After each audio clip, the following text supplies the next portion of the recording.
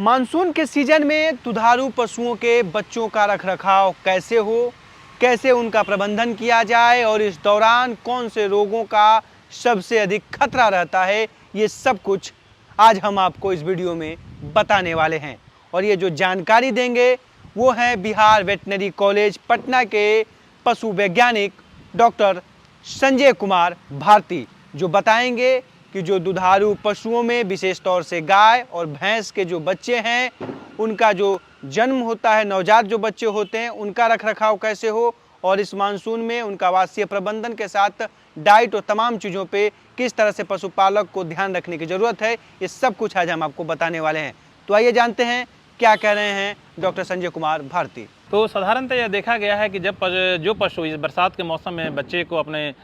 बच्चे देती है उसमें बहुत सारी बीमारियां होती हैं। साधारणतः बीमारियां यह होती है कि जब बच्चे बाहर आ जाते हैं तो एक उसका नेवल कोड होता है जो नाभि को काटा जाता है, तो काटने के पश्चात होता है और समूह मौसम की तुलना में और कुछ उसमें जो मेडिसिन नहीं लगाया जाए तो उसमें जख्म होने का चांस रहता है। और ये मौसम ये उसके लिए अनुकूल होता है कि उसमें जो बैक्टीरिया है, वायरस है, जिससे कि उसको रोग उत्पन्न हो सके वो उत्पन्न होने लगता है और वो पशु के लिए घातक हो जाता है और उसको इन्फेक्शन बढ़ जाता है। तो पशुपालकों को ध्यान देना चाहिए कि इस मौसम में अगर जो बच्चे बाहर आते हैं, बच्चे जो गाय देती है चाहे भैंस देती है, उसको नेवल कोड को जो नाभि होता है उसको अलग किया जाता है, तो उसको अच्छी तरह से साफ़ सुथरा किया जाए और एक अच्छे तरह से उसको एंटीबायोटिक वगैरह का प्रयोग किया जाए जिससे कि उसको बीमारी से बचाया जा सके। दूसरी बात है कि इस बरसात के मौसम में जब बच्चे देती हैं और जब बछड़े जो बाहर आ जाते हैं तो कुछ सर्टेन एज तक के में अगर उसको पानी का एक्सपोज होने लगता है, भीग जाता है, तो उसको निमोनिया होने का चांस रहता है। इस कंडीशन में यह होता है कि उसे जुकाम होता है, सर्दी होता है, कभी कभी बुखार भी होने का रहता है।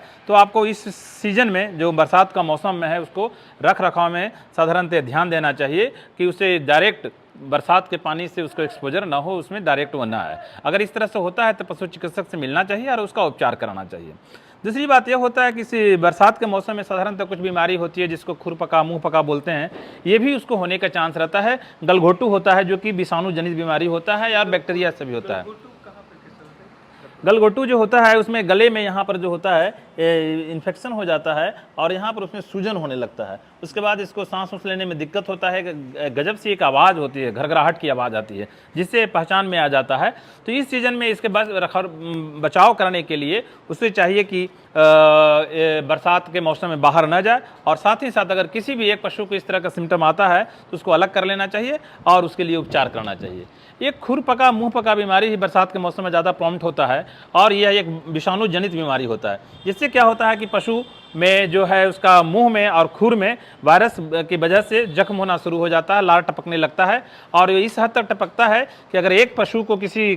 फ्लॉक में अगर हो जाए, एक झुंड में, सबों को धीरे धीरे होने लगता है। तो पशुपालकों को चाहिए कि अगर किसी तरह के इस तरह का सिम्टम लक्षण आने लगे उस बछड़े में, उसको अलग कर लेना चाहिए और उसको प्रथम उपचार के रूप में जो पोटासियम परमैंगनेट आता है KMNO4, उसको घोल बना करके अफेक्टेड पार्ट को लगाना चाहिए। साथ ही अगर मुंह में उस तरह से हो जाता है तो उसको ग्लिसरॉल वगैरह आता है, ग्लिसरीन उसमें लगाना चाहिए जिससे उसका सावधानी रखते हुए उसको बचाव किया जा सकता है कि ताकि दूसरे पशुओं में इस तरह की बीमारी ना फैले। क्या पशु के जो बच्चे हैं उनको इस बरसात के समय में खुले में रखना बेहतर रहेगा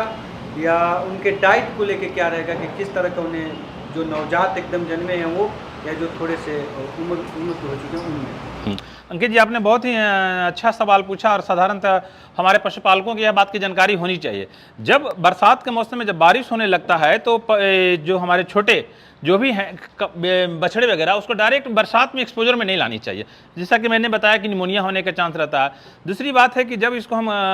बरसात के मौसम में रख रखाव और खान पीन की जब बात करते हैं तो इसमें ज़्यादा जो है भोजन के रूप में जो बच्चे छोटे होते हैं और ये जब अपने माँ के बाहर आ जाते हैं तो दूध जो पिलाया जाता है, कहा जाता है कि जो उसका शरीर का भार है उसके 10 भाग ही देता है। कभी कभी होता है कि बच्चे छूट जाते हैं और माँ के पास जाकर के दूध पीने लगते हैं और इतना संख्या में पी लेते हैं, इतना मात्रा में पी लेते हैं कि उनको बदहजमी हो जाता है, पचता नहीं है, पेट फूलने लगता है। इस वजह से जो है उसको ज़्यादा दिक्कत होने लगता है। तो खासकर बरसात के मौसम में इसे डायरेक्ट पानी के एक्सपोजर से लाने से बचना चाहिए और जो भी आप पीने का पानी दे रहे हैं उसमें बरसात का पानी ना हो, डायरेक्ट सप्लाई हो, वो देना चाहिए। और सर डॉक्टर साहब, इनमें विशेष अगर कहा जाए जो अभी जैसे कभी धूप तो कभी बारिश, का जो स्थिति बन रही है उसमें सबसे ज़्यादा किस रोग का खतरा रहता है, सबसे ज़्यादा इन बच्चों को? इन बच्चों को लेकर के जैसा कि मैंने बताया आपसे, एक तो होता है मुंह पका और खुर पका, जिसको हम लोग एफएमडी बोलते हैं। ये बहुत ही बरसात के मौसम में प्रॉम्प्ट हो जाता है, और ये बीमारी जो होता है अगर एक पशु को होता है तो इससे धीरे धीरे, जिसको हवा के स्रोत से भी अगर एक इसमें फ्लॉक में है तो दूसरे फ्लॉक में इजी वे में बढ़ जाता है। इसका हम लोग ज़्यादा ख्याल रखते हैं। इससे पशु की ज़्यादा उसमें मृत्यु दर की क्षमता बढ़ती नहीं है, लेकिन पशुपालक में छोटे छोटे पशुओं में उसका ग्रोथ रुक जाता है, और उसका जितना विकास होना चाहिए उस हद तक विकास नहीं होता है, क्योंकि उसका अगर मुंह का पार्ट अफेक्टेड हो जाता है, पैर का पार्ट अफेक्टेड हो जाता है, उसमें जख्म होने का डर रहता है, और साथ ही साथ उसको खाने में जितना अमाउंट में खाना खाना चाहिए, माँ का दूध पीना चाहिए, वो नहीं पी पाता है। इससे उसका वृद्धि होता है जो रुक जाता है।